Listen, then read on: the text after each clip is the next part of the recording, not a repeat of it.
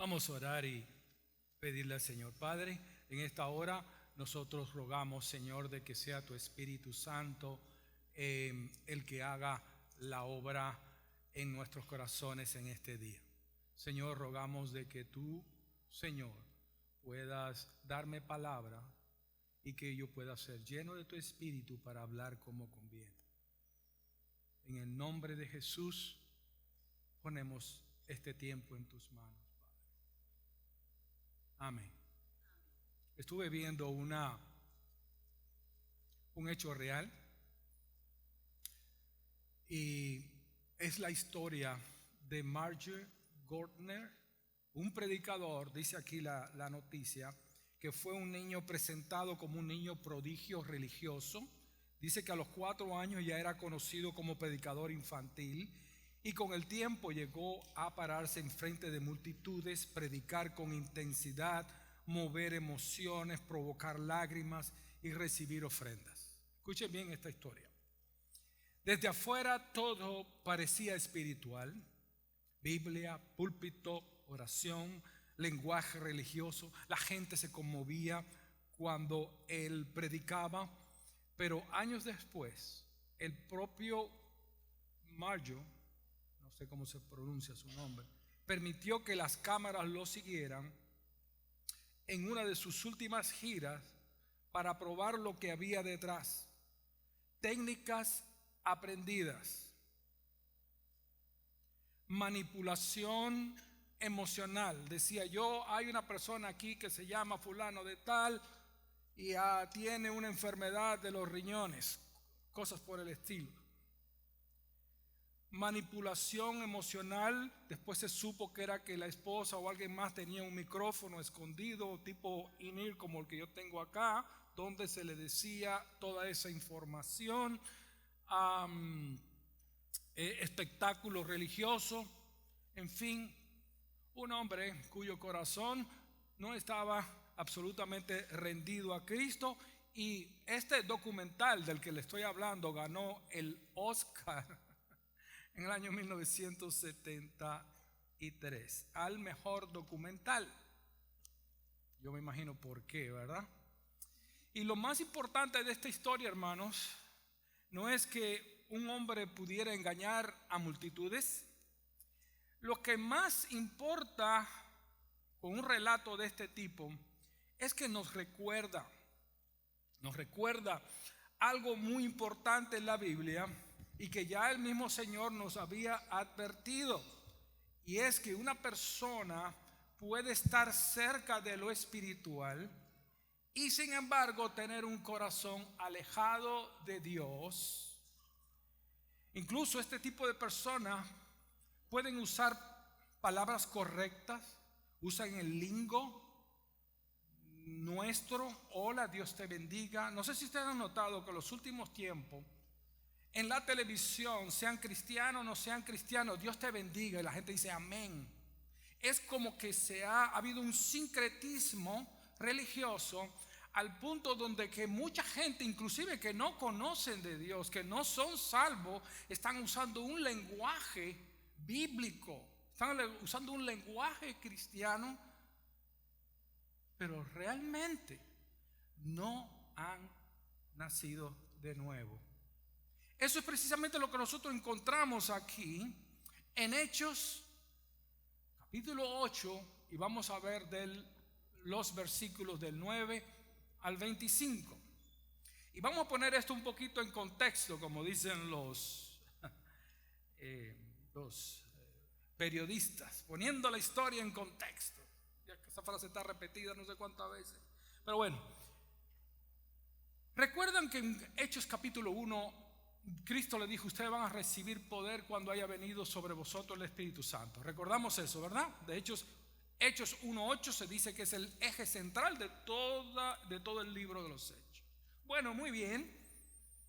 Llegó el Espíritu Santo, el poder de Dios empezó a manifestarse, pero ustedes recordarán que en el domingo pasado yo le puse un cuadro aquí donde hablaba acerca de que una vez que se predicaba el mensaje, inmediatamente venía el ataque de Satanás. Y así se va en un patrón muy definido, que sigue inclusive hasta este mismo capítulo.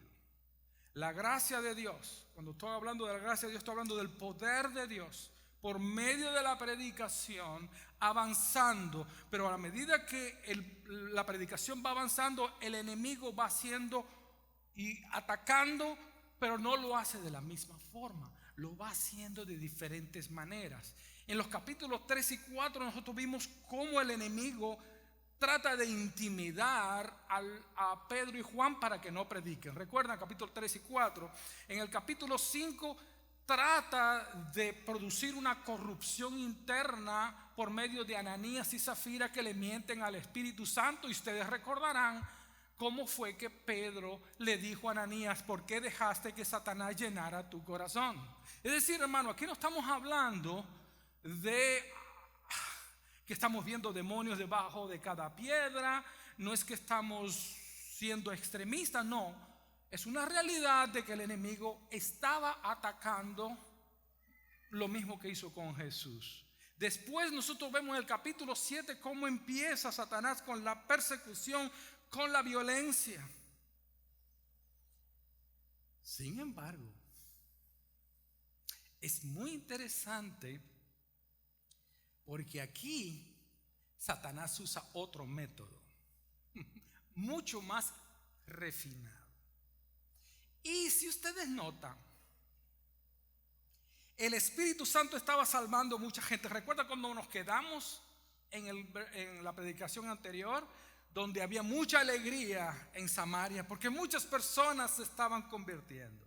Bueno, aquí en el versículo 9, si lo pueden ver ahí, hermanos, yo también lo puedo ver acá.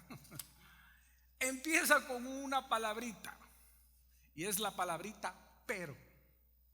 Había alegría, había realmente, el Señor estaba manifestándose con poder, pero introduce un nombre, y el nombre es Simón. Este no aparece en la historia como un ateo burlándose de los cristianos. No aparece como, no, él aparece como un hombre impresionado, ¿verdad?, por la obra de Dios. Inclusive, hermanos, si usted lee el texto un poquito más adelante, dice que él creyó, entre comillas, yo lo pongo, fue bautizado. Y no solamente eso, dice que permanecía con Felipe. Ustedes recordarán que como Esteban fue apedreado, y ahora el hombre de Dios que aparece en la historia es Felipe. Él dice que creyó, se bautizó y andaba con el líder principal para arriba y para abajo, comiendo tacos, todo igual, felices. Mire, desde afuera Simón parecía como un cristiano más. Cuando él vio el poder de Dios, inmediatamente el Espíritu Santo empieza a revelar lo que había en su corazón. Nota, hermano, porque este caso de Simón es un caso para toda la iglesia, para nosotros, no solamente para esta iglesia, para la iglesia en cualquier parte del mundo, para nosotros estar apercibidos de que hay personas que están convencidas pero no convertidas. Hay personas que están informadas pero no están transformadas. Personas que aparentemente dicen ser líderes religiosos, pero por dentro son lobos rapaces. Y no solamente los líderes, personas, miembros de todas las iglesias que están metidos dentro, que incluso son miembros de las iglesias, que son líderes de las iglesias, pero no están convertidos. No ha habido un nuevo nacimiento. Es todo externo, pero interno es otra historia. Pero hermano, lo que yo veo en este pasaje es que a pesar de todo, el evangelio, el poder de Dios desenmascara la fe la fe entre comillas, que busca utilizar el poder de Dios para su propio beneficio, pero lo llama al arrepentimiento. Y si quiere aceptar o no quiere aceptar, la obra de Dios nunca se va a parar por este tipo de personas. Ahora, ¿cómo se ve esto en el libro de los Hechos capítulo 8? ¿Cómo el Espíritu Santo va desarrollando todo esto a medida que vamos progresando? Vea, lo primero que vamos a ver aquí es cómo la gracia de Dios, el poder de Dios, revela las verdaderas motivaciones, las motivaciones torcidas del corazón de Simón. Vamos por parte. Ve el verso 9, dice: pero había un hombre llamado Simón que antes ejercía la magia en aquella ciudad y había engañado a la gente de Samaria, haciéndose pasar por algún grande. A este oían atentamente todos, desde el más pequeño hasta el más grande, diciendo: este es el gran poder de Dios. Y estaban atentos porque con sus artes mágicas les había engañado por mucho tiempo. Vamos a ver, si le parece, vamos a ver cómo era la vida de Simón antes de su supuesta conversión. Dice aquí el pasaje, hermano, que su corazón era un corazón lleno de mentiras. Dice que ejercía la magia, que había engañado a la gente de Samaria y los había engañado por mucho tiempo. Una persona que no conoce de Cristo es una persona cuya vida se caracteriza por ser mentiroso. Por eso es que dice la palabra que ni los mentirosos ni los engañadores tendrán herencia en el reino de Dios. Punto. Si la vida suya se caracteriza por la mentira, a usted no le ha amanecido. Le guste o no le guste. ¿Qué dice la palabra? Característica número 2. Era un corazón cautivado por su propia grandeza. Dice que él se hacía pasar por algún grande. Hermano, hay que hacer un paréntesis aquí. Porque cuando usted lee aquí en la Biblia la palabra magia, ¿qué es lo primero que le viene a la mente cuando usted lee la palabra magia? ¿Qué es lo que viene a nuestra mente? Bueno, puede ser que nos venga a la mente alguien de que en un programa de televisión le saca una paloma, ¿verdad? O agarra una moneda, la pone para acá. Esa es la idea que nosotros tenemos de magia. Eso no era lo que estaba pasando aquí. ¿A qué se refería aquí la Biblia cuando hablaba de magia? ¿Sabe lo que quería decir magia acá? Magia aquí estaba hablando de alguien, no como el ilusionismo, porque hoy en día los magos por lo general usan un ilusionismo, usan trampas para que tú no veas dónde tiene tal cosa y crear una ilusión como que algo desaparece, en fin, eso es una cosa. Pero esta magia era ligada exactamente con el esoterismo. El esoterismo no es otra cosa que prácticas demoníacas de ciertas sectas que dicen tener poderes ocultos. Hermanos, aquí estamos hablando de la astrología. Aquí estamos hablando de ritos paganos para contactar a espíritus, para contactar a demonios, para contactar a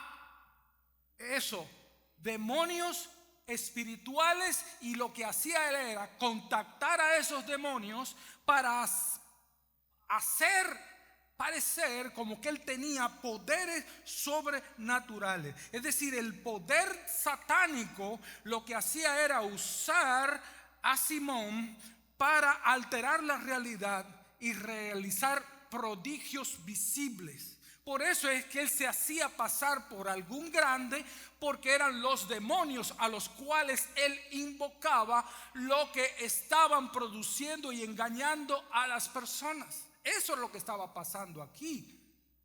Y la gente lo llamaba el gran poder de Dios.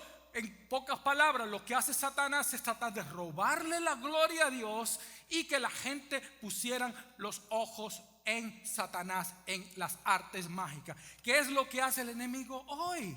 Hay personas inclusive que pueden ser cristianas y no están sólidos en la fe. Incluso acuden a adivinos, a hechiceros, a hacerle un trabajo al esposo porque cree que lo está engañando.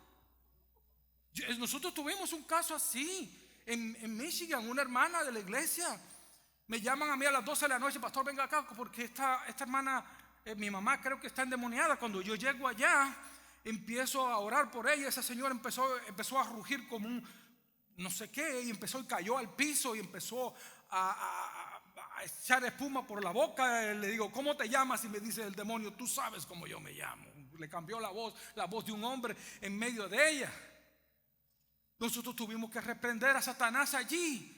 Pero ¿cuál era el problema? ¿Qué era lo que estaba pasando por detrás? Le digo: yo quiero inspeccionar esta casa. Y cuando voy a la casa, bajo al sótano y digo: ¿y esto que está aquí qué cosa es? ¿Y esto que está aquí qué cosa es? Que una liguita amarrada roja para esto. Y cuando voy yendo más al problema, era que el esposo era coyote, vivía en Zacatecas y tenía una muchachona y varias muchachonas por allá, y le estaba siendo infiel. Y ella fue a tratar de amarrarlo, y la amarrada fue ella, porque el hombre él siguió en sus andanzas, la dejó y ahí anda. ¿Quién sabe por dónde andará? La amarrada fue ella. ¿Se está dando cuenta, hermano, lo que está pasando? Este hombre era un brujo. En realidad era un hombre que trabajaba con las tinieblas. Y él dice que creyó. Él se bautizó. Él andaba con Felipe. Mire este caso. Ahora, ¿qué pasó después que él hizo una profesión de fe? Dice el verso 12: pero cuando creyeron a Felipe, que anunciaba el evangelio del reino de Dios y el nombre de Jesucristo, se bautizaban hombres y mujeres. Verso 13 dice: también creyó Simón mismo, y habiéndose bautizado estaba con Felipe, y viendo las señales y grandes prodigios que se hacían, estaba atónito. Atónito quiere decir que estaba así. ¿Y esto qué cosa es? En pocas palabras, él estaba diciendo: esto es muy superior a lo que yo tenía antes. Note cómo va la progresión de esto. Porque, hermano, a veces leemos la Biblia muy rápido. Vamos por paso. Él se queda atónito. Él dice: wow. Él escuchó el mensaje de Felipe, porque dice aquí la palabra en el verso 12 que Felipe anunciaba el evangelio de Cristo crucificado, de Cristo resucitado y de Cristo a la diestra del Padre, y Cristo que va a venir por segunda vez. Él escuchó el mensaje, igual que lo escuchan mucha gente que llegan a una iglesia o que lo ven por la televisión, lo ven por YouTube, escuchan el mensaje y hacen lo mismo que los demás hicieron. Los demás creyeron: yo creo también. Se bautizan: yo también me bautizo. Están con Felipe, yo también me voy con Felipe. Y ahí andaba, como dicen por ahí, andaba entre la bola, ¿verdad? Bueno, dice que estaba siempre con Felipe. No olvidemos ese detalle. ¿Qué pasó después de su conversión? Verso 14: cuando los apóstoles que estaban en Jerusalén oyeron que Samaria había recibido la palabra de Dios, enviaron allá a Pedro y a Juan, los cuales, habiendo venido, oraron por ellos para que recibiesen el Espíritu Santo, porque aún no había descendido sobre ninguno de ellos, sino que solamente habían sido bautizados en el nombre de Jesús. Entonces le imponían las manos y recibían el Espíritu Santo. Cuando vio Simón que por la imposición de manos de los apóstoles se daba el Espíritu Santo les ofreció dinero diciendo: dame a mí también ese poder para que a cualquiera a quien yo impusiera las manos reciba el Espíritu Santo. ¿No que había creído? ¿No que se había bautizado? ¿Andaba con Felipe?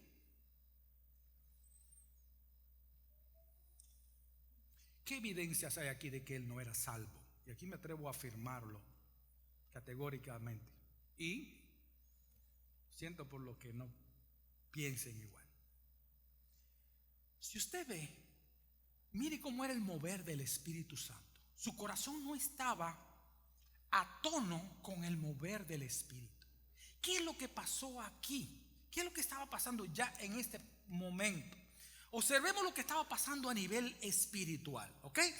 Mire, la iglesia en este punto ya se había formado, ¿cierto?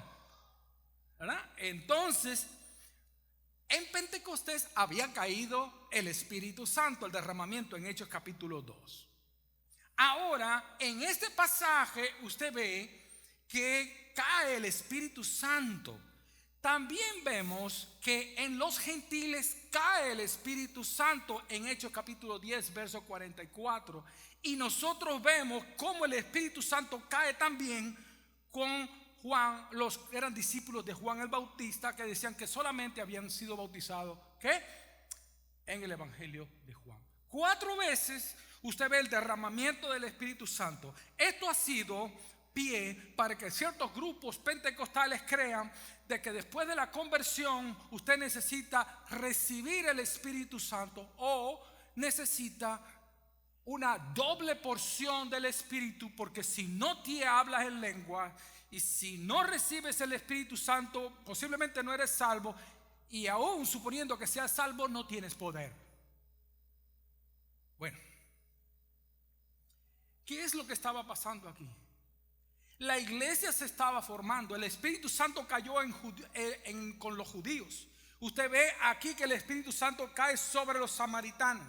Y usted ve después cómo el Espíritu Santo cae sobre los gentiles y cómo el Espíritu Santo después cae sobre los discípulos de Juan. En pocas palabras, la iglesia se estaba formando y el derramamiento del Espíritu Santo vino sobre judíos, vino sobre samaritanos, vino sobre gentiles y vino por lo que solamente habían escuchado a Juan el Bautista. En pocas palabras, el Espíritu Santo se estaba moviendo e integrando al cuerpo de Cristo cada uno de los segmentos. Como Jesús le dijo: me seréis testigo en Jerusalén, en Judea, en Samaria y hasta lo último de la tierra. Bueno, el Espíritu Santo se derrama en Jerusalén, en Samaria, en los gentiles y hasta lo último de la tierra. En pocas palabras, era la incorporación de todos los elementos que van a formar la iglesia. Iban a formar la iglesia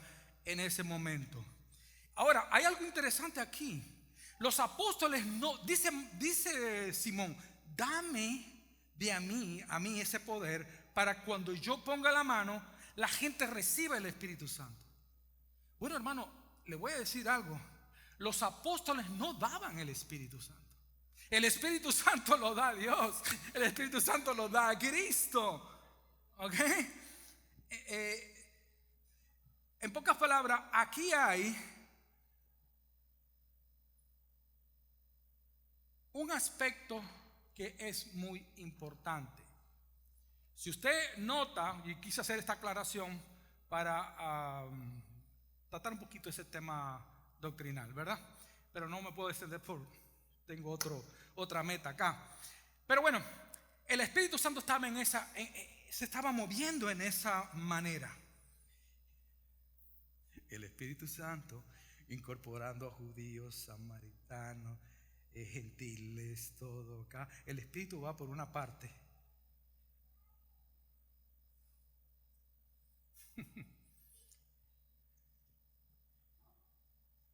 ¿Y cómo estaba el corazón de Simón cuando todo esto sucedía? El Espíritu haciendo esto. ¿Y qué es lo que estaba pasando por su mente? Cuando él vio el chance, él tuvo fascinación. por Cristo, pero no tenía a Cristo.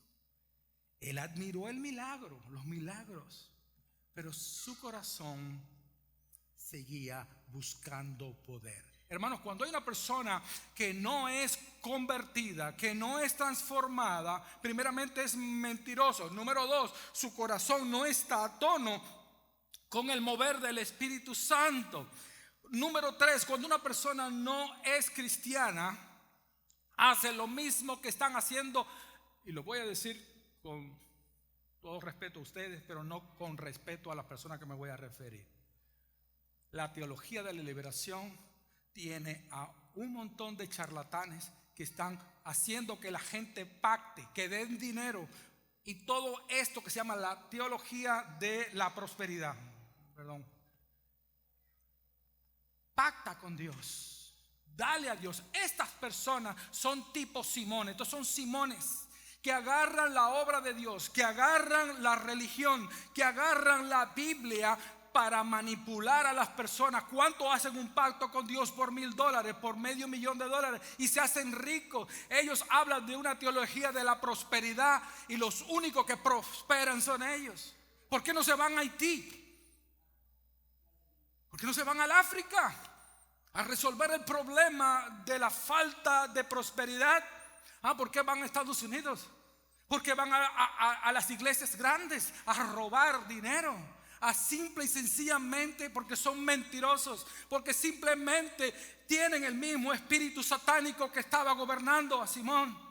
Y hoy en día nosotros tenemos que tener cuidado, porque hay una profecía que dice que el camino de la verdad será blasfemado. Muchas personas que no creen en Dios dicen todos los cristianos son unos hipócritas, los pastores son unos ladrones que se roban el dinero de la iglesia, que se van con la secretaria. El evangelio está siendo desacreditado porque esa es precisamente una de las armas que Satanás está usando hoy en día. Lo usó con Simón y lo está usando hoy en día. El camino de la verdad será blasfemado. Es decir, va a ser insultado. Los apóstoles no daban el Espíritu, ellos oraban para que el Espíritu cayera sobre ellos. Y el error grave de este hombre fue poner al Espíritu Santo a nivel de cualquier mercancía que podía comprarse o podía venderse. El Espíritu Santo is not for sale. El Espíritu Santo no está a la venta. Las cosas de Dios no son para hacer negocios. Usted puede vivir del evangelio porque dice la palabra que el que predica la palabra, que viva de la palabra, porque ese es su trabajo. Eso es una cosa, y otra cosa es hacer ¿qué? Mercancía de los hermanos. Eso es, ahí es donde está el problema. Usted puede vivir, usted puede, hermano, hacer algo y vender su producto, porque ese es su, ¿qué se llama? Ese es su ministerio. Eso no está mal. El asunto aquí es cuando tú quieres simple y sencillamente aprovecharte de la obra de Dios, aprovecharte de las personas que tienen dinero en la iglesia. ¿Sabe? Las personas que tienen o personas que llegan a la iglesia simple y sencillamente porque tienen un negocio y ven 300, 400 personas y dicen, aquí está el negocio, y se meten y se infiltran. ¿Por qué? Porque quieren simple y sencillamente echar adelante su negocio, no echar adelante la obra de Dios. Y ese tipo de personas son personas que no son convertidas. El peligro aquí es usar la palabra, el usar la obra de Dios como mercancía, bajarla a un nivel de ese tipo, pensar que Dios puede hacer milagro cuando tú quieras. Ven, esta noche va a haber noche de sanidad. ¿Y quién te dijo a ti que Dios tiene que obedecer tus órdenes y estar allí cuando tú le pongas una cita? Hermanos, son blasfemias. Son blasfemias, pero verdaderamente descaradas. ¿Quién eres tú para decir que esa noche se va a producir un milagro? Dios hace milagro cuando Él quiere, con quien quiere y como Él quiere, no cuando ni tú ni yo decimos.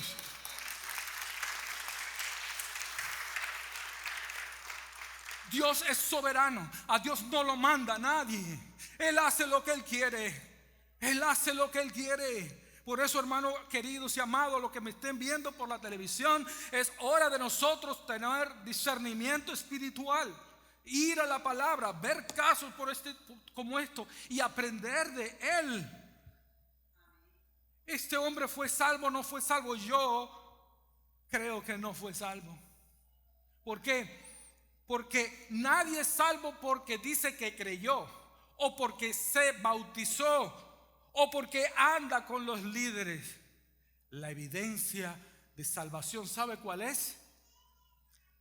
La transformación. Como dijo Paul Washer una vez, si a ti te pasa un camión por encima, van a quedar evidencias de que ese camión te pasó por encima. Cuando Cristo te toca, hay evidencias, hay cambio de vida. No hay tal cosa como que yo antes era homosexual y ahora no soy. No, cuando hay una transformación, hay un cambio. Si no hay cambio, no hay salvación. Le guste o no le guste. Por eso es que Jesús habló: tienes que nacer de nuevo. Tienes que nacer de nuevo. Si a lo mejor tú profesas a Cristo, pero no ha habido una transformación en tu vida, tu caso es muy parecido al de Simón. ¿Cuál fue la respuesta de Pedro? Pedro mismo confirma que este hombre no era salvo. ¿Cómo? Vean el verso 20 conmigo. Entonces Pedro le dijo, no son palabras suaves. Aquí no estamos hablando de alguien que es politically correct, no es políticamente correcto. Basta de ser políticamente correcto, la verdad hay que decirla, le guste a quien le guste, y si le pica, rásquese o lo que sea, pero la verdad se dice como es. Y él la dijo, ¡pum!, así: que tu dinero vaya a la perdición como irás tú. Oh, pero no es que había creído, no es que se había bautizado. Que ese dinero vaya al infierno, al igual que vas a ir tú. Esa es la tradición que se ve de ahí. Es fuerte, es fuerte, es fuerte, hermano. Y después le dice en el verso 21, no tienes tu parte. En pocas palabras, ser parte es ser miembro. Tú ves toda esta gente samaritana que creyeron acá. ¿Lo ves, Simón? ¿Viste la gente que se bautizó contigo? Esta gente, tú no tienes parte con ellos. En pocas palabras, tú no eres miembro de la iglesia. Tú no eres cristiano porque no formas parte. Y porque estas palabras son clave. Dice, ni tienes parte, ni tienes herencia en este asunto.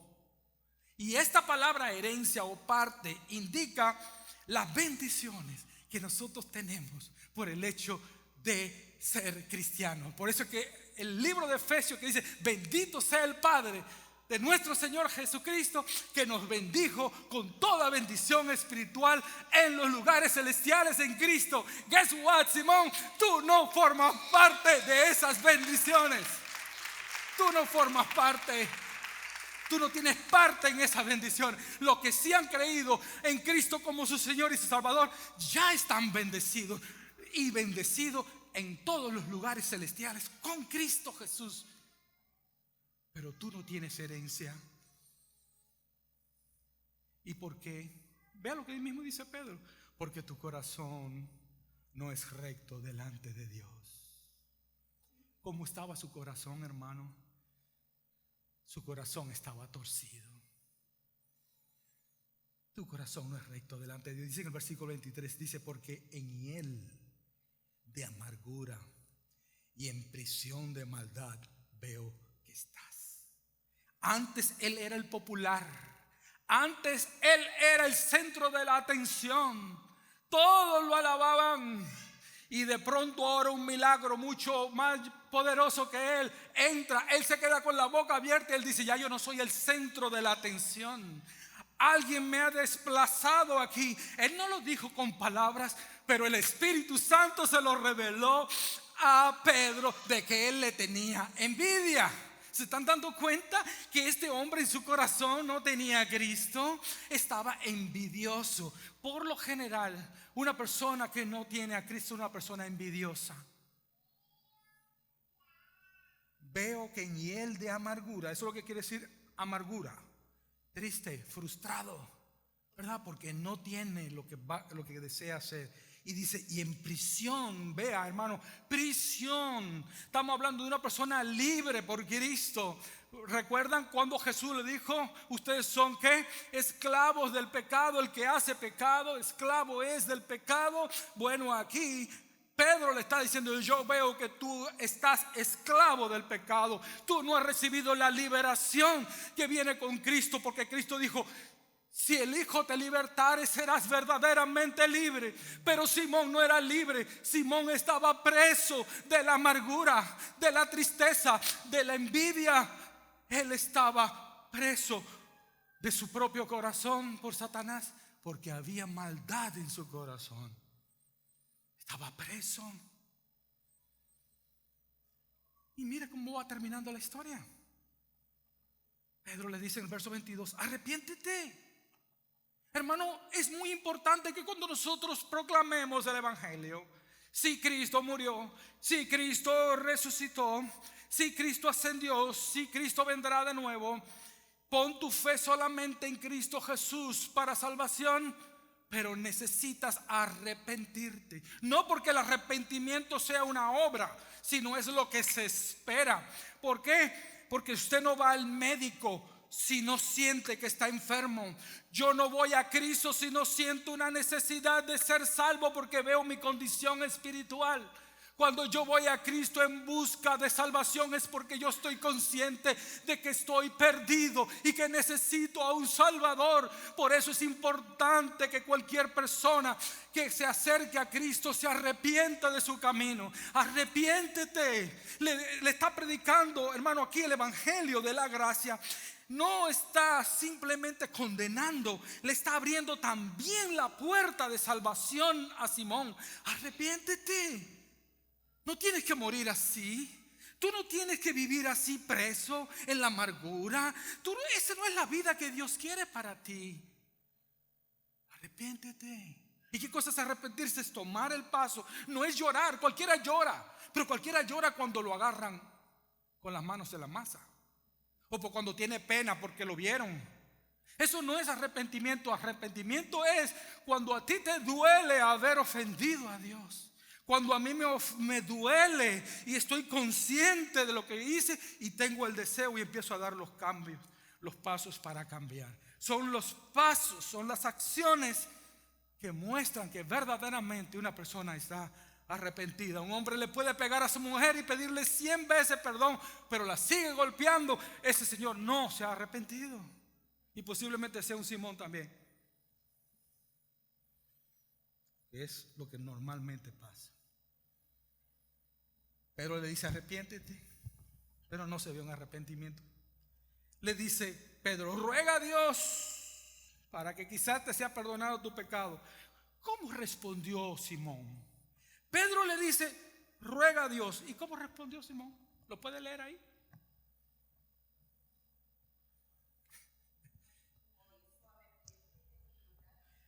Pedro le dice, arrepiéntete. Y le dice, ruega a Dios.